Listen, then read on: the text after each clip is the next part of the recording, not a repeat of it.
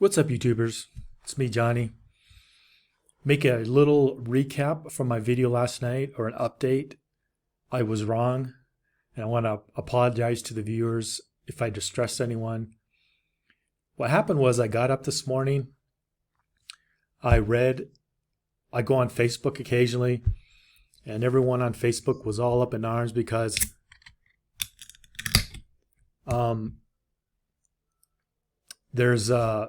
there was a link. The government had issued some decree or some nonsense like that about how starting today, when the flights come in, either today or tomorrow, you're going to have a COVID test and a vaccine passport. Anyways, I went back to get the link. Excuse me. I went back to get the link, and there was a new post that said they're not going to do that. I don't know what they're going to do. This is one thing I don't like about COVID times is there would be an official government decree, and then they say, oh, we're not going to do that. I'm pretty sure what was going to happen was they did this before, and they gave people 1 or 2 days who didn't have a COVID test to come into the country, at least to the airport. Now, I don't remember when that was, but I don't really fly into Central America, so it doesn't concern me that much. But that's what people had told me. Everyone I've talked to from the last few days to weeks ago, including myself, when I came across the border, they didn't ask for anything. They just want to look at my ID. That's it. And no COVID card, no test. I didn't get a test, but I wasn't really expecting them to ask for it. Or maybe I did. I can't remember. No, I don't think I did. Anyways, I just want to apologize for distressing people. Anyways, there was a link, and then what I had read was the link or the story or the link or whatever it was, the decree was taken down, and so I couldn't post it. Anyways, I just want to say that for as far as I know, and this stuff is constantly changing, I really don't know what's going on. Now I know not to post stupid shit like that anymore. But anyways, personally, I think more and more countries will probably try it. I don't know, but maybe they won't because of this BS. I don't know. I do know that when I go on these websites, these government websites, it says you either need a test or the COVID card, and which I do have.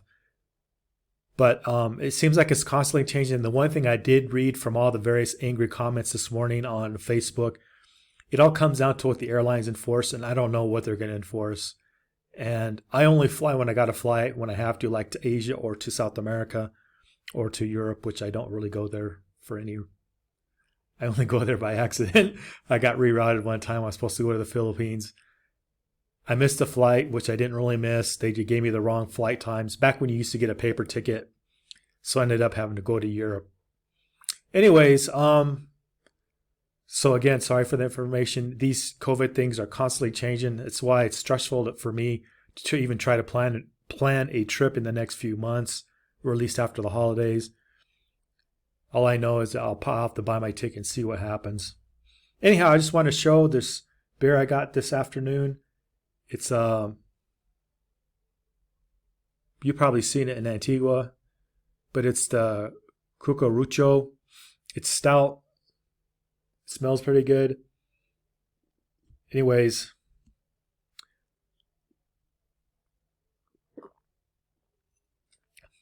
this is good.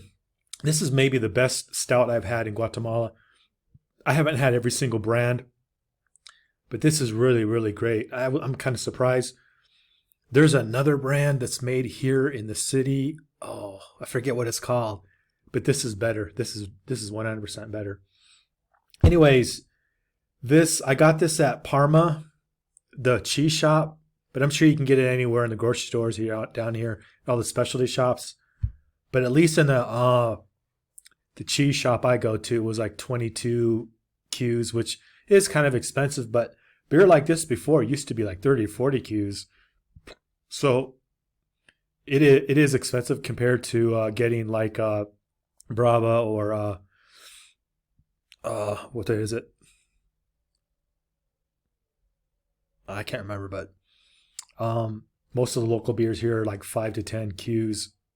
My favorite beer here outside of this is Cabrero, which is kind of the original beer that they had back in the Stone Age.